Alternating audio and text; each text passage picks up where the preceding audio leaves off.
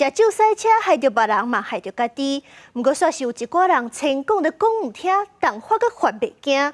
台南漳就有民众食酒赛车弄着青红灯，高雄昨日嘛有民众食酒去互警方抓着，搁伫咧原地伫遐跳来跳去，毋忙赶紧退酒。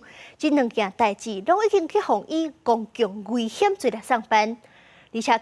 医师阁警告讲，即管到时阵，较伫咱咧运动退酒的行为根本就无效，阁有可能会造成脱水的风险。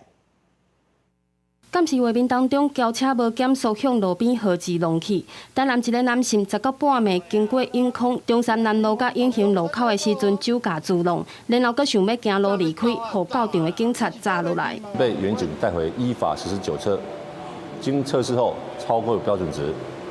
全案依公共危险罪侦办。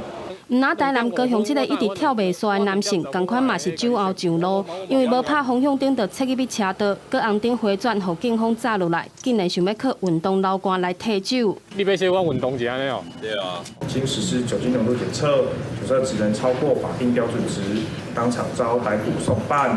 男性跳刷了酒测也是超标，以公共危险罪上班。医师警告，有运动习惯的人，肝脏代谢会较紧，但差别无大。若想要靠临时运动来退酒，颠倒有危害。喝酒的时候，你的心血管的系统是不稳定的，那你的运动会让你的血压上升，流汗的时候会面临一个脱水以及电解质流失的一个风险。